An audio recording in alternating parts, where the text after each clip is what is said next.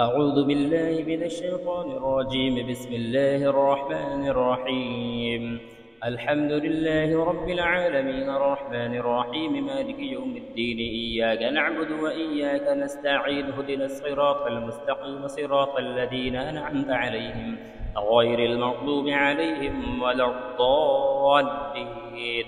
بسم الله الرحمن الرحيم. ألف لام ميم. ذلك الكتاب لا ريب فيه هدى للمتقين الذين يؤمنون بالغيب ويقيمون الصلاة ومما رزقناهم ينفقون والذين يؤمنون بما أنزل إليك وما أنزل من قبلك وبالآخرة هم يوقنون. أولئك على هدى من ربهم وأولئك هم المفلحون. إن الذين كفروا سواء عليهم أأنذرتهم أم لم تنذرهم لا يؤمنون. ختم الله على قلوبهم وعلى سمعهم وعلى أبصارهم غشاوة ولهم عذاب عظيم.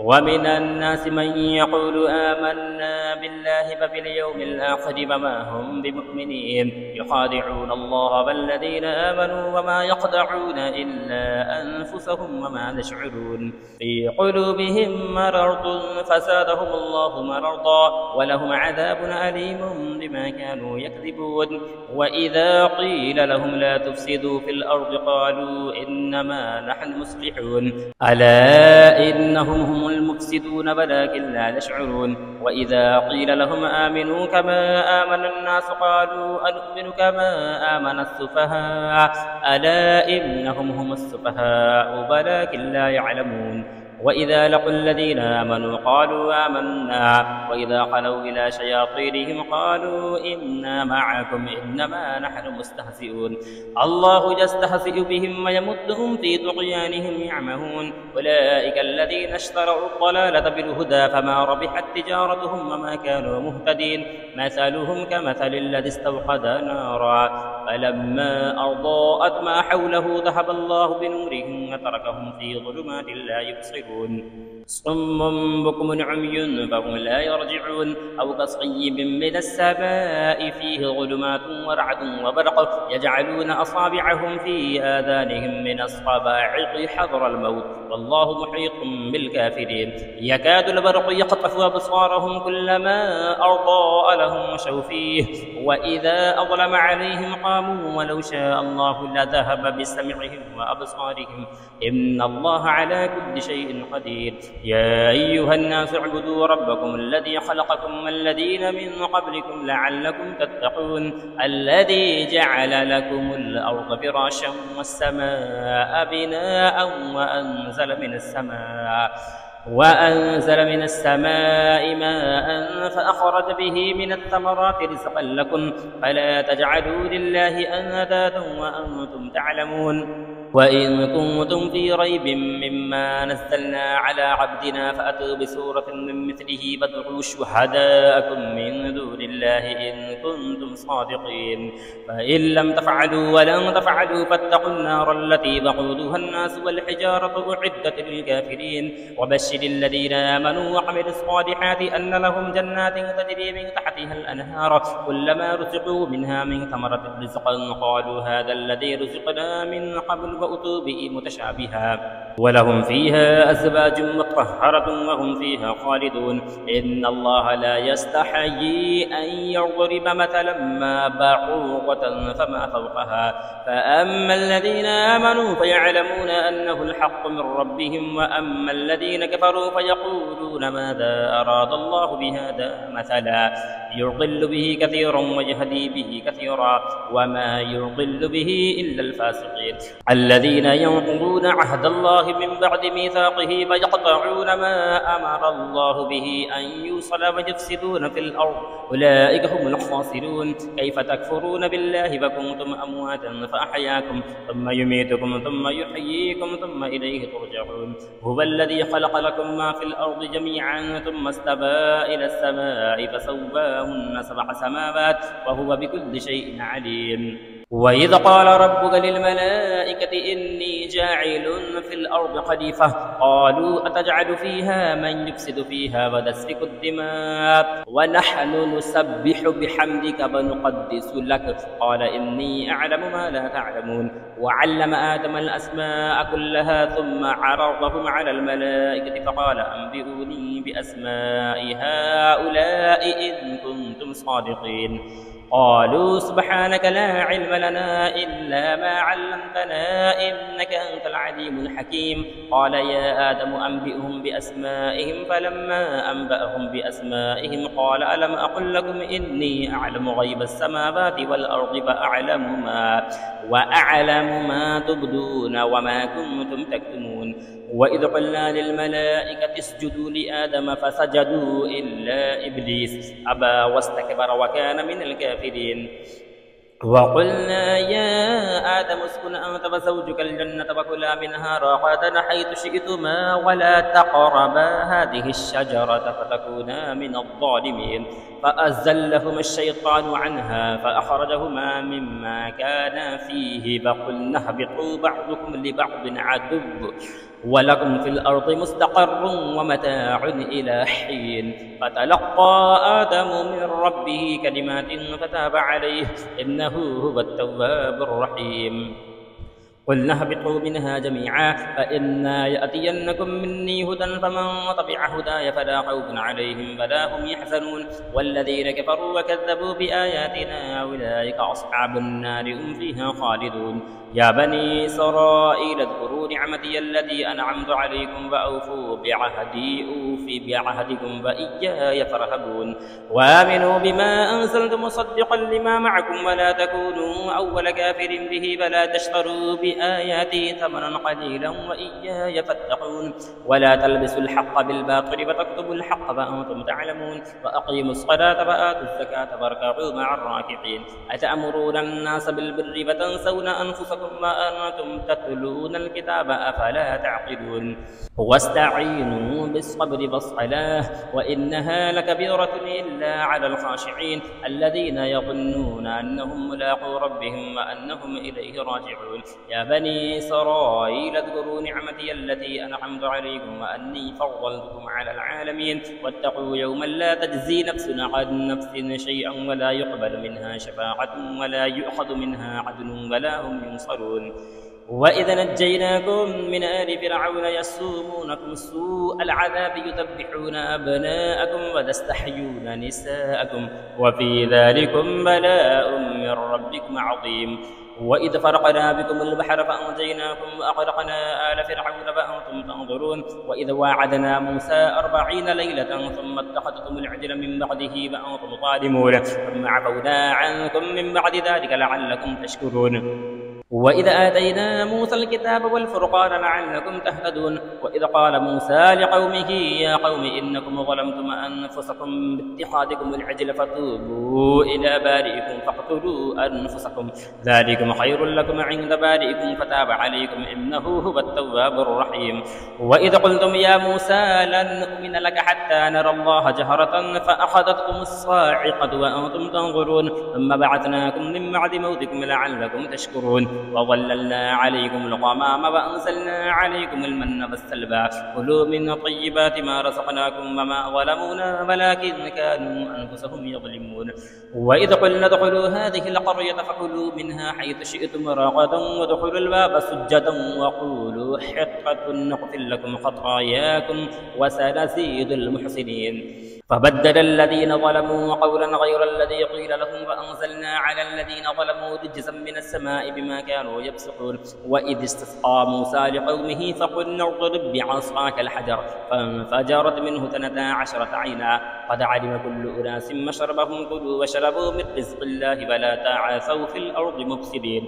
وإذ قلتم يا موسى لن نصبر على طعام واحد فادع لنا ربك يخرج لنا مما تنبت الأرض من بقلها وقثائها وفومها وعدسها وبصلها قال أتستبدلون الذي هو أدنى بالذي هو خير اهبطوا مصرا فإن لكم ما سألتم وضربت عليهم الذلة والمسكنة وباءوا بغضب من الله ذلك بأنهم كانوا يكفرون بآيات الله ويقتلون النبيين بغير الحق ذلك بما عصوا وكانوا يعتدون إن الذين آمنوا والذين هادوا والنصارى والصابئين من آمن بالله واليوم الآخر وعمل صالحا فلهم أجرهم عند ربهم ولا خوف عليهم ولا هم يحزنون وإذا أخذنا ميثاقكم ورفعنا فوقكم الطور خذوا ما آتيناكم بقوة واذكروا ما فيه لعلكم تتقون ثم توليتم من بعد ذلك فلولا فضل الله عليكم ورحمته لكنتم من الخاسرين ولقد علمتم الذين اعتدوا منكم في السبت فقلنا لهم كونوا قردة خاسئين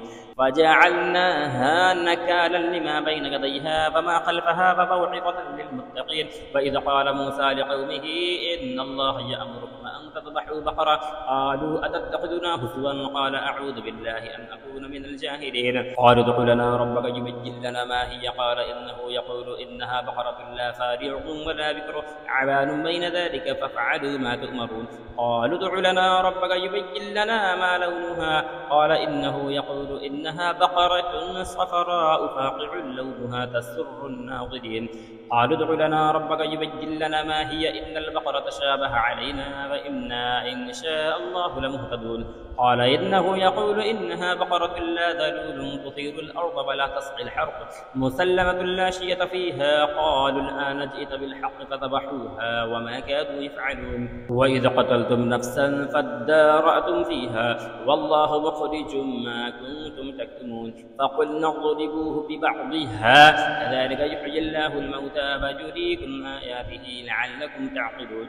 ثم قست قلوبكم من بعد ذلك فهي كالحجارة أو أشد قسوة فإن من الحجارة لما يتفجر منه الأنهار وإن منها لما يشقق فيخرج منه الماء وإن منها لما يهبط من خشية الله وما الله بغافل عما تعملون أفتطمعون أن يؤمنوا لكم وقد كان فريق منهم يسمعون كلام الله ثم يحرفونه من بعد ما عقلوه وهم يعلمون وإذا لقوا الذين آمنوا قالوا آمنا وإذا خلا بعضهم إلى بعض وقالوا أتحدثونكم بما فتح الله عليكم ليحاجوكم به عند ربكم أفلا تعقلون أفلا يعلمون أن الله يعلم ما يسرون وما يعلنون ومنهم أميون لا يعلمون الكتاب إلا أماني وإنهم إلا يظنون فويل للذين يكتبون الكتاب بأيديهم ثم يقولون هذا من عند الله ليشتروا به ثمنا قليلا فويل لهم مما كتبت أيديهم وويل لهم مما يكسبون وقالوا لا تمسنا النار إلا أياما معدودة قل أتخذتم عند الله عهدا فلن يخلف الله عهده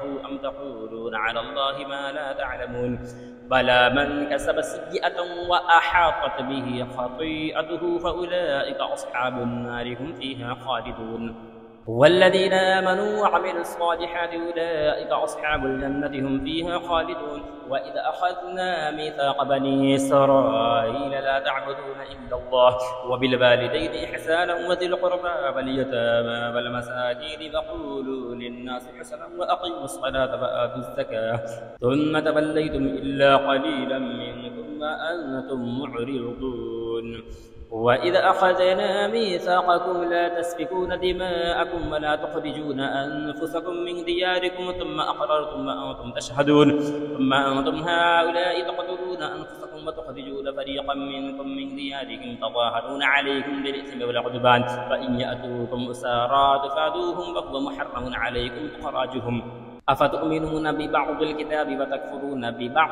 فما جزاء من يفعل ذلك منكم إلا خزي في الحياة الدنيا ويوم القيامة يردون إلى أشد العذاب وما الله بغافل عما تعملون أولئك الذين اشتروا الحياة الدنيا بالآخرة فلا يخفف عنهم العذاب ولا هم ينصرون ولقد آتينا موسى الكتاب وقفينا من بعده بالرسل وآتينا عيسى بن مريم البينات وأيدناه بروح القدس أفكلما جاءكم رسول بما لا تهوى أنفسكم استكبرتم ففريقا كذبتم وفريقا تقتلون وقالوا قلوبنا غلف بل لعنهم الله بكفرهم فقليلا ما يؤمنون. ولما جاءهم كتاب من عند الله مصدق لما معهم وكانوا من قبل يستفتحون على الذين كفروا فلما جاءهم ما عرفوا كفروا به فلعنة الله على الكافرين. بئس ما اشتروا به أنفسهم أن يكفروا بما أنزل الله بغيا أن ينزل الله من فضله على من يشاء من عباده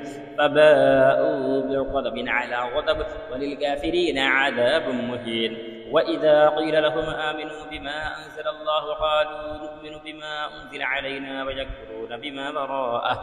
وهو الحق مصدقا لما معهم قل فلم تقتلون أنبياء الله من قبل إن كنتم مؤمنين. ولقد جاءكم موسى بالبينات ثم اتخذتم العجل من بعده وأنتم ظالمون. وإذا أخذنا ميثاقكم ورفعنا فوقكم الطور خذوا ما آتيناكم بقوة واسمعوا قالوا سمعنا وعصينا وأشربوا في قلوبهم العجل بكفرهم قل بئس ما يأمركم به إيمانكم إن كنتم مؤمنين. قل إن كانت لكم الدار الآخرة عند الله خالصة من دون الناس فتمنوا الموت إن كنتم صادقين ولن يتمنوه أبدا بما قدمت أيديهم والله عليم بالظالمين. ولتجدنهم أحرص الناس على حياة ومن الذين أشركوا يود أحدهم لو يعمر 1000 سنة وما هو بمزحزحه من العذاب أن يعمر والله بصير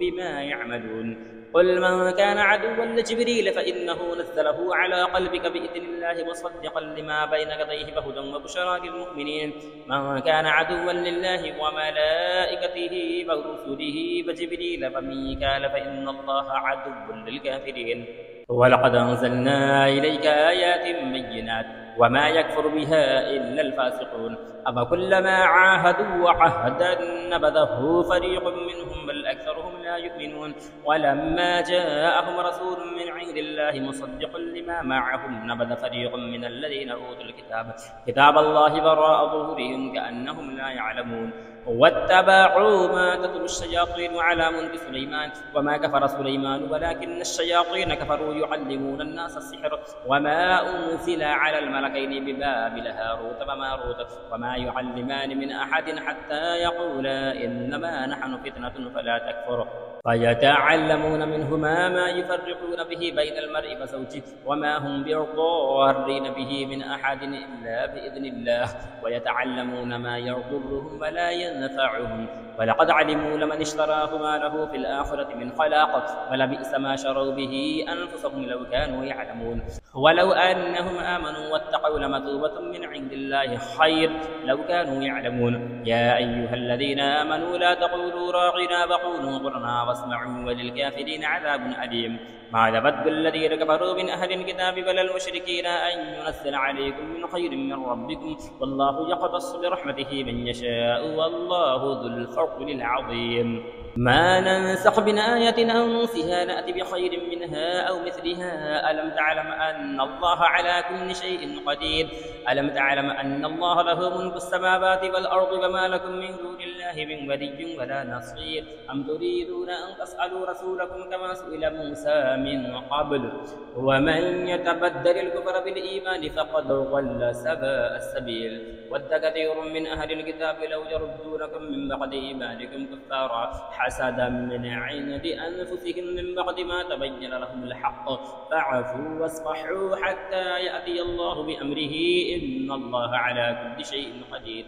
وأقيموا الصلاة وآتوا الزكاة وما تقدموا لأنفسكم من خير تجدوه عند الله إن الله بما تعملون بصير. وقالوا لن يدخل الجنة إلا من كان هودا أو نصارى تلك أمانيهم قل هاتوا برهانكم إن كنتم صادقين. بلى من أسلم وجهه لله فهو محسن فله أجره عند ربه ولا خوف عليهم ولا هم يحزنون. وقالت اليهود ليست النصارى على شيء وقالت النصارى ليست اليهود على شيء وهم يتلون الكتاب كذلك قال الذين لا يعلمون مثل قولهم فالله يحكم بينهم يوم القيامة فيما كانوا فيه يختلفون. ومن أظلم ممن منع مساجد الله أن يذكر فيها اسمه وسعى في خرابها أولئك ما كان لهم أن يدخلوها إلا خائفين لهم في الدنيا خزي ولهم في الآخرة عذاب عظيم ولله المشرق والمغرب فأينما تولوا فثم وجه الله إن الله واسع عليم وقالوا اتخذ الله ولدا سبحانه بل له ما في السماوات والأرض كل له قانتون بديع السماوات والأرض وإذا قضى أمرا فإنما يقول له كن فيكون وقال الذين لا يعلمون لولا يكلمنا الله أو تأتينا آية كذلك قال الذين من قبلهم مثل قولهم تشابهت قلوبهم قد بينا الآيات لقوم يوقنون إنا أرسلناك بالحق بشيرا ونذيرا ولا تسأل عن أصحاب الجحيم ولن ترضى عنك اليهود ولا النصارى حتى تتبع ملتهم قل إن هدى الله هو الهدى ولئن اتبعت أهواءهم بعد الذي جاءك من العلم ما لك من الله من ولي ولا نصير الذين آتيناهم الكتاب يتلونه حق تلاوته أولئك يؤمنون به ومن يكفر به فأولئك هم الخاسرون يا بني إسرائيل اذكروا نعمتي التي أنعمت عليكم وأني فضلتكم على العالمين واتقوا يوما لا تجزي نفس عن نفس شيئا ولا يقبل منها عدل ولا تنفعها شفاعة ولا هم ينصرون وإذ ابتلى إبراهيم ربه بكلمات فأتمهن قال إني جاعلك للناس إماما قال ومن ذريتي قال لا ينال عهد الظالمين وإذ جعلنا البيت مثابة للناس وأمنا واتخذوا من مقام إبراهيم مصلى وعهدنا إلى إبراهيم وإسماعيل أن طهر بيتي للطائفين والعاكفين والركع السجود وإذ قال إبراهيم رب اجعل هذا بلدنا آمنا وارزق أهله من الثمرات من آمن منهم بالله واليوم الآخر قال ومن كفر فأمتعه قليلا ثم أضطره إلى عذاب النار فبئس المصير وإذ يرفع إبراهيم القواعد من البيت وإسماعيل ربنا تقبل منا إنك أنت السميع العليم ربنا وجعلنا مسلمين لك ومن ذريتنا أمة مسلمة لك وأرنا مناسكنا وتب علينا إنك أنت التواب الرحيم ربنا وابعث فيهم رسولا منهم يتلو عليهم آياتك ويعلمهم الكتاب والحكمة وتزكيهم إنك أنت العزيز الحكيم ومن يرغب عن ملة إبراهيم إلا من سفه نفسه ولقد اصطفيناه في الدنيا وإنه في الآخرة لمن الصالحين إذ قال له ربه أسلم قال أسلمت لرب العالمين ووصى بها إبراهيم بنيه ويعقوب يا بني إن الله اصطفى لكم الدين فلا تموتن إلا وأنتم مسلمون أم كنتم شهداء إذ حضر يعقوب الموت إذ قال لبنيه ما تعبدون من بعدي قالوا نعبد إلهك وإله آبائك إبراهيم وإسماعيل وإسحاق إله واحدا ونحن له مسلمون تلك أمة قد خلت لها ما كسبت ولكم ما كسبتم ولا تسألون عما كانوا يعملون وقالوا كونوا هودا أو نصارى تهتدوا قل بل ملة إبراهيم حنيفا وما كان من المشركين قولوا آمنا بالله وما أنزل إلينا وما أنزل إلى إبراهيم وإسماعيل وإسحاق ويعقوب والأسباط وما أوتي موسى وعيسى وما أوتي النبيون من ربهم لا نفرق بين أحد منهم ونحن له مسلمون فإن آمنوا بمثل ما آمنتم به فقد اهتدوا وإن تولوا فإنما هم في شقاق فسيكفيكهم الله وهو السميع العليم صبغة الله ومن أحسن من الله صبغة ونحن له عابدون قل أتحاجوننا في الله وهو ربنا وربكم ولنا أعمالنا ولكم أعمالكم ونحن له مخلصون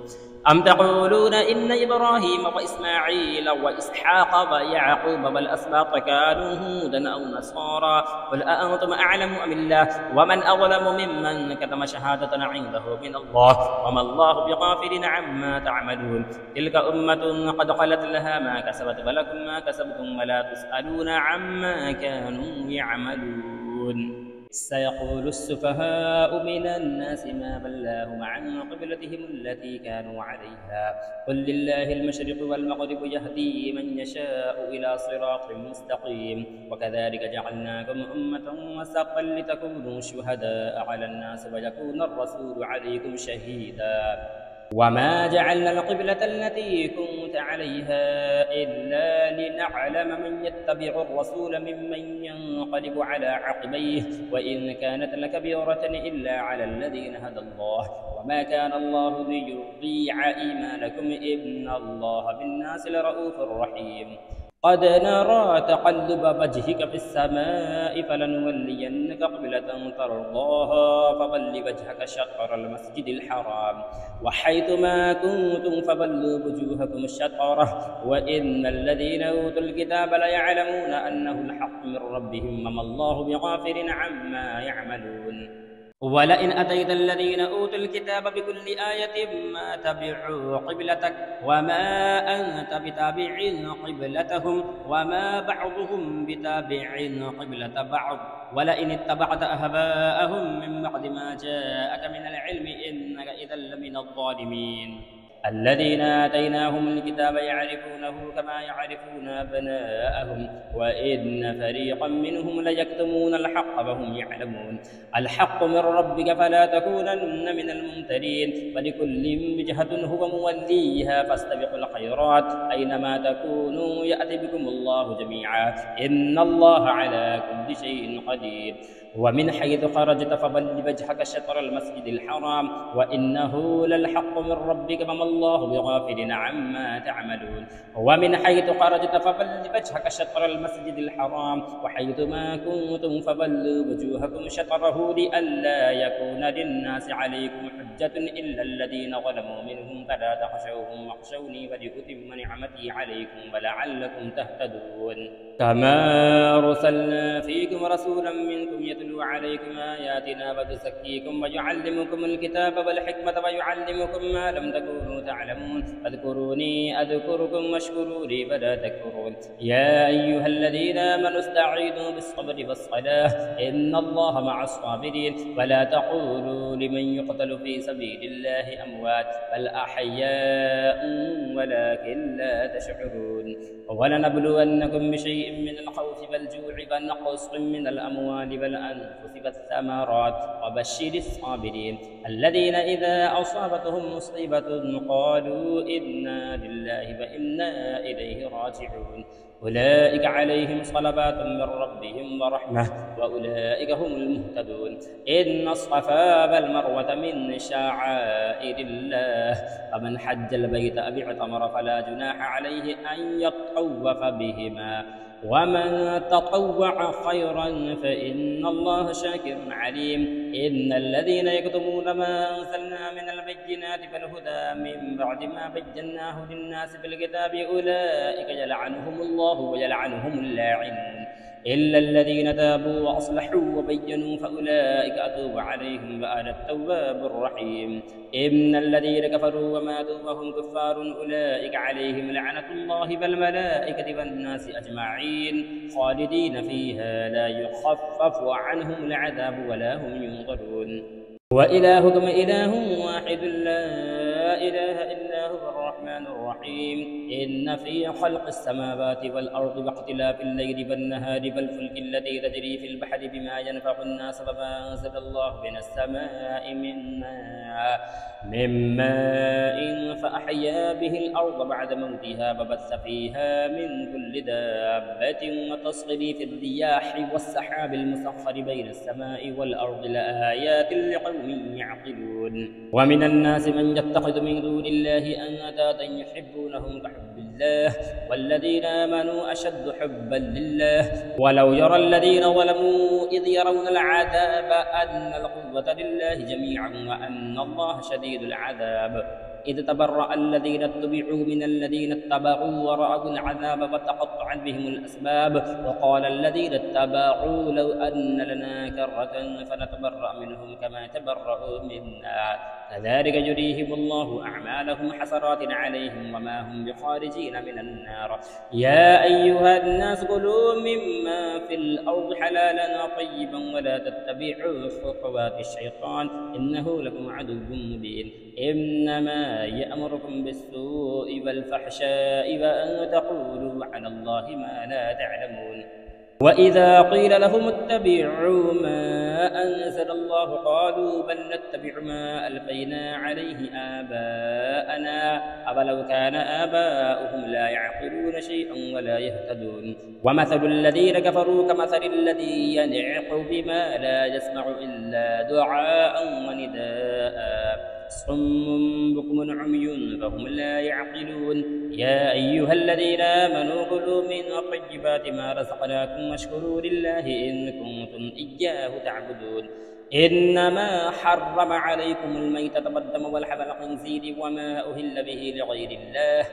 فمن اضطر غير باغ ولا عاد فلا إثم عليه إن الله غفور رحيم إن الذين يكتمون ما أنزل الله من الكتاب ويشترون به ثمنا قليلا أولئك ما يأكلون في بطونهم إلا النار ولا يكلمهم الله يوم القيامة ولا يزكيهم ولهم عذاب أليم أولئك الذين اشتروا الضلالة بالهدى والعذاب بالمغفرة فما أصبرهم على النار ذلك بأن الله نزل الكتاب بالحق وإن الذين اختلفوا في الكتاب لفي شقاق بعيد ليس البر أن تولوا وجوهكم قبل المشرق والمغرب ولكن البر من آمن بالله واليوم الآخر والملائكة والكتاب والنبيين وآتى المال على حبه ذوي القربى واليتامى والمساكين وابن السبيل والسائلين وفي الرقاب وأقام الصلاة وآتى الزكاة والموفون بعهدهم إذا عاهدوا والصابرين في البأساء والضراء وحين البأس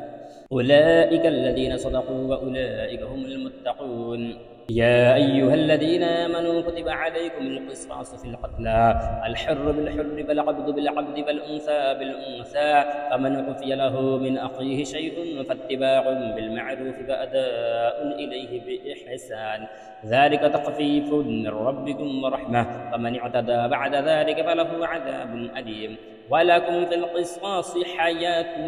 يا أولي الألباب لعلكم تتقون كتب عليكم إذا حضر أحدكم الموت إن ترك خيرا الوصية للوالدين والأقربين بالمعروف حقا على المتقين فمن بدله بعدما سمعه فإنما إثمه على الذين يبدلونه إن الله سميع عليم فمن خاف من موص جنفا أو إثما فأصلح بينهم فلا إثم عليه إن الله غفور رحيم يا أيها الذين آمنوا كتب عليكم الصيام كما كتب على الذين من قبلكم لعلكم تتقون أياما معدودات فمن كان منكم مريضا أو على سفر فعدة من أيام أخرى وعلى الذين يطيقونه فدية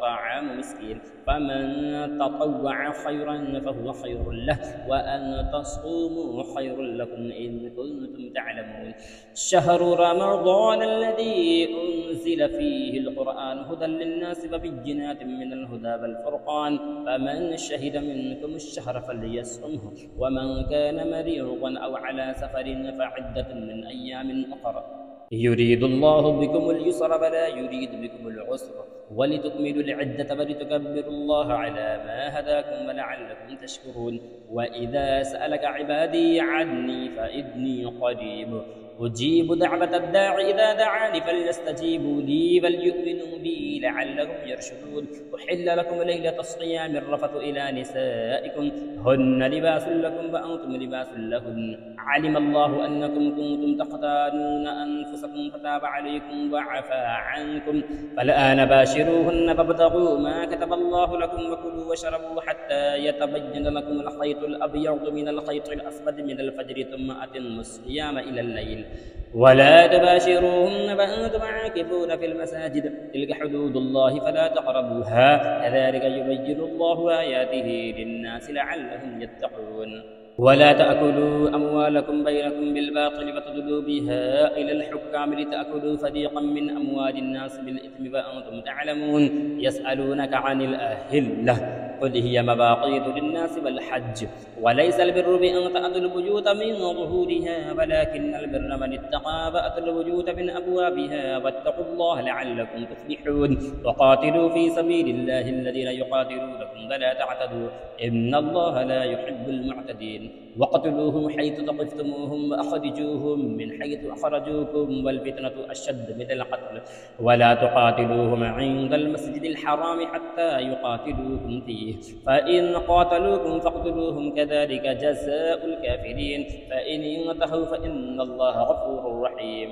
وقاتلوهم حتى لا تكون فتنة ويكون الدين لله فإن انتهوا فلا عدوان إلا على الظالمين الشهر الحرام بالشهر الحرام والحرمات قصاص فمن اعتدى عليكم فاعتدوا عليه بمثل ما اعتدى عليكم واتقوا الله واعلموا أن الله مع المتقين وأنفقوا في سبيل الله ولا تلقوا بأيديكم إلى التهلكة وأحسنوا إن الله يحب المحسنين وأتموا الحج والعمرة لله فإن أحصرتم فما استيسر من الهدي ولا تحلقوا رؤوسكم حتى يبلغ الهدي محله فمن كان منكم مريضا أو به أذى من رأسه ففدية من صيام أو صدقة أو نسك فإذا أمنتم فمن تمتع بالعمرة إلى الحج فما استيسر من الهدي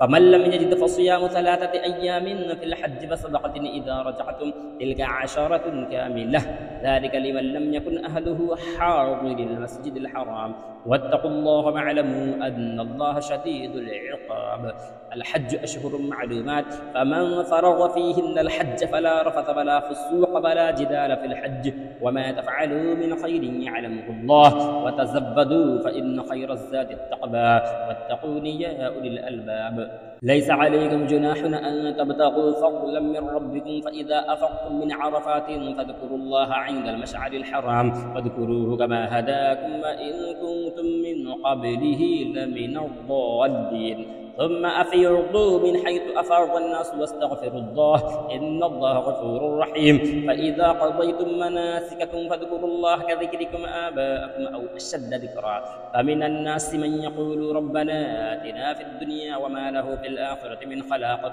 ومنهم من يقول ربنا آتنا في الدنيا حسنة وفي الآخرة حسنة وقنا عذاب النار أولئك لهم نصيب مما كسبوا والله سريع الحساب واذكروا الله في أيام معدودات فمن تعجل في يومين فلا إثم عليه ومن تأخر فلا إثم عليه لمن اتقى واتقوا الله واعلموا أنكم إليه تحشرون ومن الناس من يعجبك قوله في الحياة الدنيا وتشهد الله على ما في قلبه وهو ألد الخصام وإذا تولى سعى في الأرض ليفسد فيها ويهلك الحرث والنسل والله لا يحب الفساد وإذا قيل له اتق الله أخذته العزة بالإثم فحسبه جهنم ولبئس المهاد ومن الناس من يشري نفسه ابتغاء مرضات الله والله رؤوف بالعباد يا أيها الذين آمنوا ادخلوا في السلم كافة ولا تتبعوا خطوات الشيطان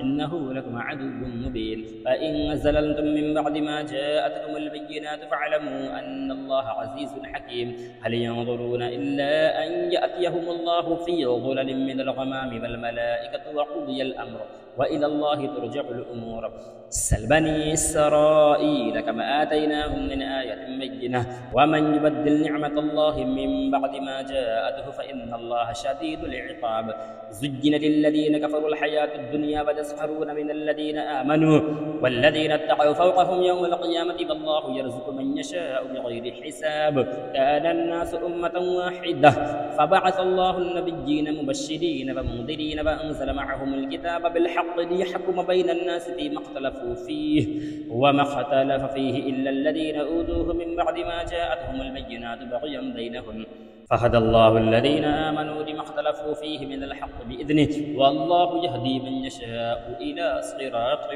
مستقيم أم حسبتم أن تدخلوا الجنة ولما يأتكم مثل الذين خلوا من قبلكم مستهم البأساء والضراء وزلزلوا حتى يقول الرسول والذين آمنوا معه متى نصر الله ألا إن نصر الله قريب يسألونك ماذا ينفقون قل ما أنفقتم من خير فللوالدين والأقربين واليتامى والمساكين وابن السبيل وما تفعلوا من خير فإن الله به عليم. كتب عليكم القتال وهو كره لكم وعسى أن تكرهوا شيئا وهو خير لكم وعسى أن تحبوا شيئا وهو شر لكم والله يعلم وأنتم لا تعلمون. يسألونك عن الشهر الحرام قتال فيه قل قتال فيه كبير وصد عن سبيل الله وكفر به والمسجد الحرام وإخراج أهله منه أكبر عند الله والفتنة أكبر من القتل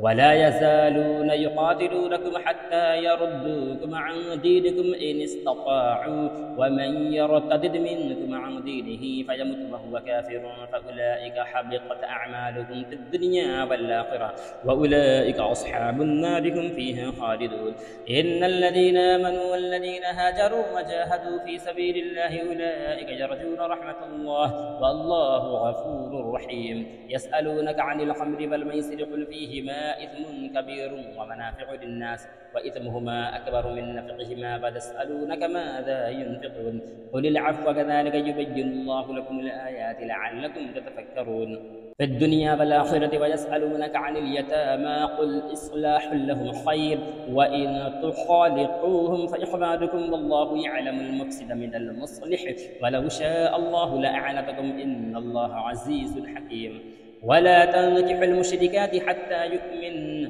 ولأمة مؤمنة خير من مشركة ولو أعجبتكم ولا تنكحوا المشركين حتى يؤمنوا ولعبد مؤمن خير من مشرك ولو أعجبكم أولئك يدعون إلى النار والله يدعو إلى الجنة والمغفرة بإذنه ويبين آياته للناس لعلهم يتذكرون. ويسألونك عن المحيض قل هو أذى فاعتزلوا النساء في المحيض ولا تقربوهن حتى يطهرن فإذا تطهرن فأتوهن من حيث أمركم الله إن الله يحب التوابين ويحب المتطهرين. نساؤكم حرث لكم فأتوا حرثكم أنى شئتم وقدموا لأنفسكم واتقوا الله واعلموا أنكم ملاقوه وبشر المؤمنين. ولا تجعلوا الله عرضة لأيمانكم أن تبروا وتتقوا وتصلحوا بين الناس والله سميع عليم. لا يؤاخذكم الله باللغو في أيمانكم ولكن يؤاخذكم بما كسبت قلوبكم والله غفور حليم. للذين يؤلون من نسائهم تربص 4 أشهر فإن فاءوا فإن الله غفور رحيم. وإن عزموا الطلاق فإن الله سميع عليم. والمطلقات يتربصن بأنفسهن 3 قروء ولا يحل لهن أن يكتمن ما خلق الله في أرحامهن إن كن يؤمن بالله واليوم الآخر وبعولتهن أحق بردهن في ذلك إن أرادوا إصلاحا ولهن مثل الذي عليهن بالمعروف وللرجال عليهن درجة والله عزيز حكيم. الطلاق 2 فإمساك بمعروف أو تسريح بإحسان ولا يحل لكم أن تأخذوا مما آتيتموهن شيئا إلا أن يخافا ألا يقيما حدود الله فإن خفتم ألا يقيما حدود الله فلا جناح عليهما فيما افتدت به تلك حدود الله فلا تعتدوها ومن يتعد حدود الله فأولئك هم الظالمون. فإن طلقها فلا تحل له من بعد حتى تنكح زوجا غيره فإن طلقها فلا جناح عليهما أن يتراجعا إن ظنا أن يقيما حدود الله وتلك حدود الله يبينها لقوم يعلمون. وإذا طلقتم النساء فبلغن أجلهن فأمسكوهن بمعروف أو سرحوهن بمعروف ولا تمسكوهن ضرارا لتعتدوا ومن يفعل ذلك فقد ظلم نفسه. ولا تتخذوا آيات الله هزوا واذكروا نعمة الله عليكم وما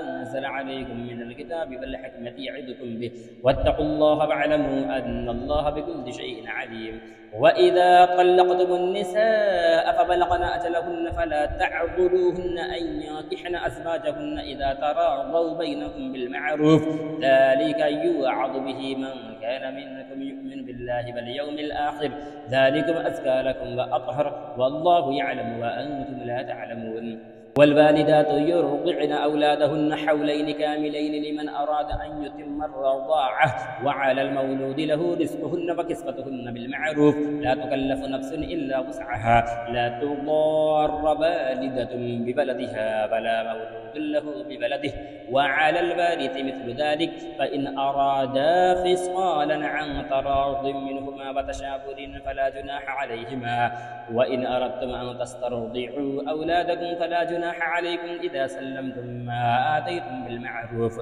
واتقوا الله واعلموا أن الله بما تعملون بصير والذين يتوفون منكم ويذرون أزواجا يتربصن بأنفسهن 4 أشهر وعشرا فإذا بلغن أجلهن فلا جناح عليكم فيما فعلن في أنفسهن بالمعروف والله بما تعملون خبير ولا جناح عليكم فيما عرقتم به من خطبة النساء أو أكننتم في أنفسكم علم الله أنكم ستذكرونهن ولكن لا تواعدوهن سرا إلا أن تقولوا قولا معروفا ولا تعزموا عقدة النكاح حتى يبلغ الكتاب أجله واعلموا أن الله يعلم ما في أنفسكم فاحذروه واعلموا أن الله غفور حليم لا جناح عليكم إن طلقتم النساء ما لم تمسوهن أو تفريضوا لهن فريضة ومتعوهن على الموسع قدره وعلى المقتر قدره متاعا بالمعروف حقا على المحسنين وإن طلقتموهن من قبل أن تمسوهن وقد فرضتم لهن فريضة فنصف ما فرضتم إلا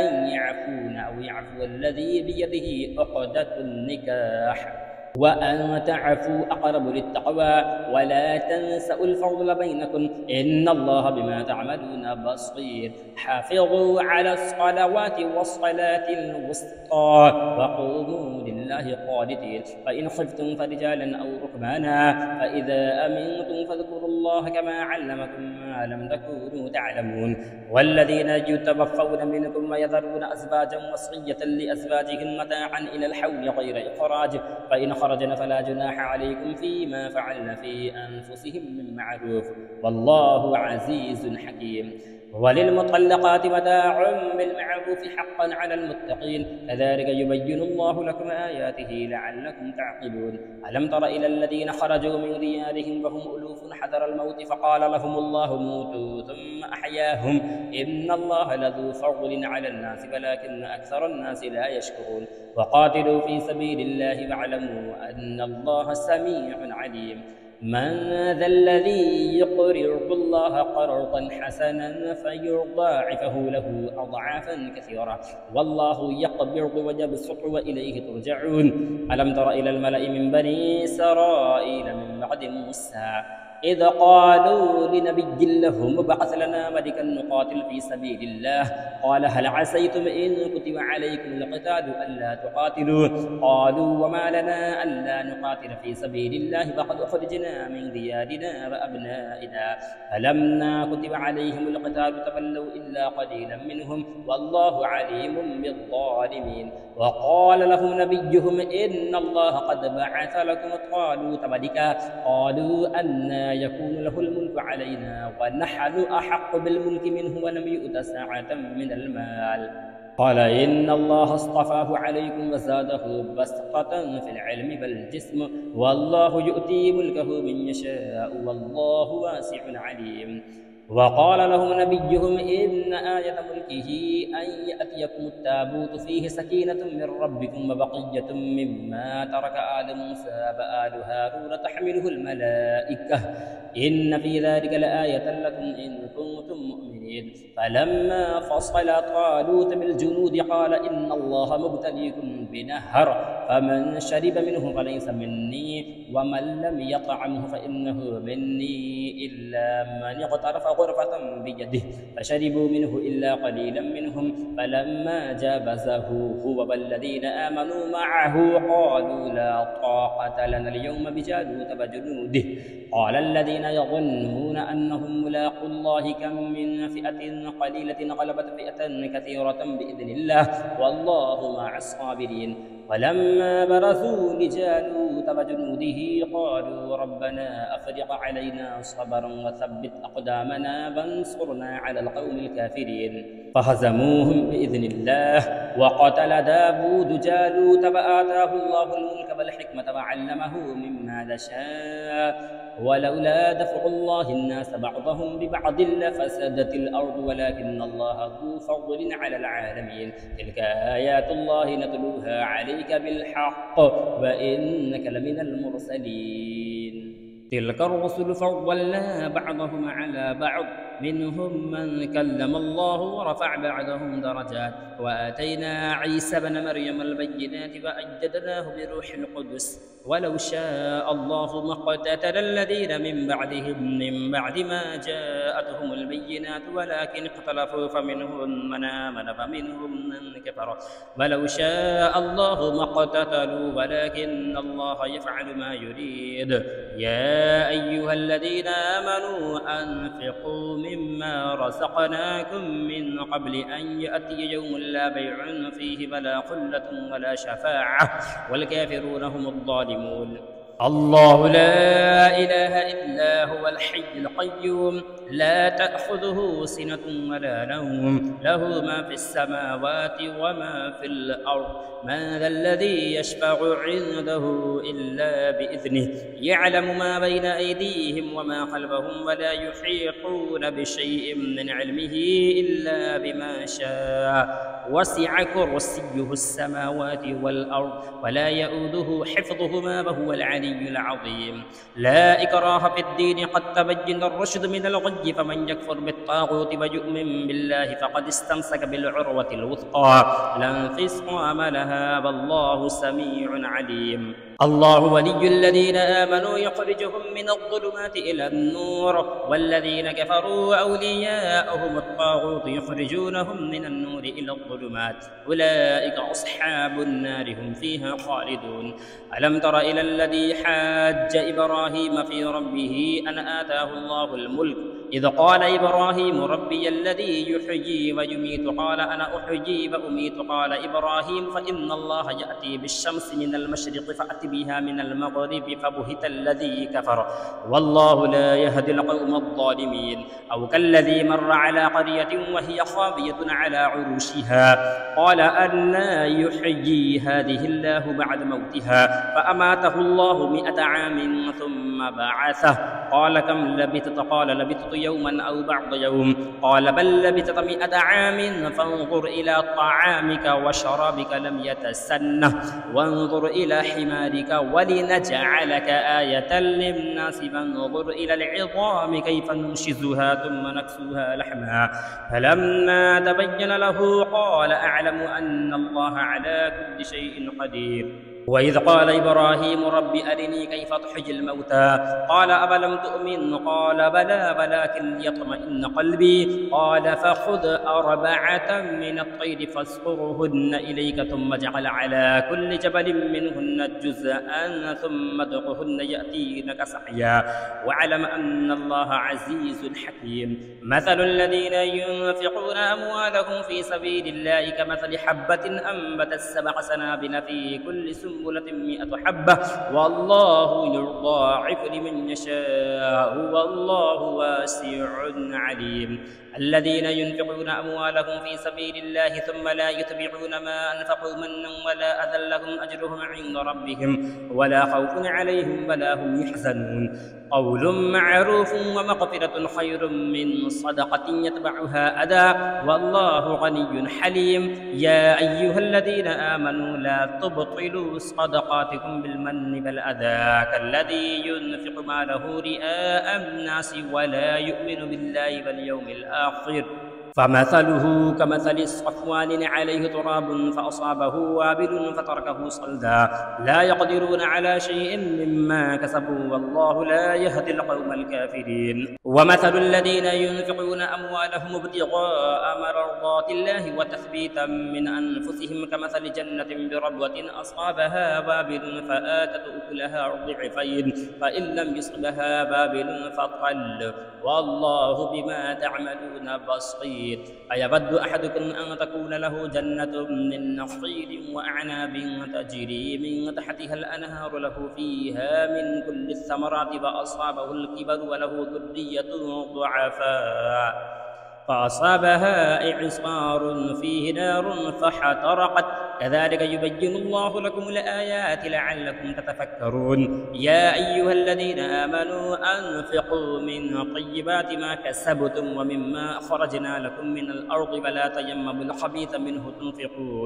تنفقون فلستم بآخذيه إلا أن تقمروا فيه واعلموا أن الله غني حميد الشيطان يعدكم الفقر فيأمركم بالفحشاء والله يعدكم مغفرة منه وفضلا والله واسع عليم يؤتي الحكمة من يشاء ومن يؤت الحكمة فقد أوتي خيرا كثيرا وما يذكر إلا أولو الألباب وما أنفقتم من نفقة أو نذرتم من نذر فإن الله يعلمه وما للظالمين من أنصار إن تبدوا الصدقات فنعما هي وإن تخفوها فتؤتوها الفقراء فهو خير لكم ويكفر عنكم من سيئاتكم والله بما تعملون خبير ليس عليك هداهم ولكن الله يهدي من يشاء وما تنفقوا من خير فلأنفسكم وما تنفقون إلا ابتغاء وجه الله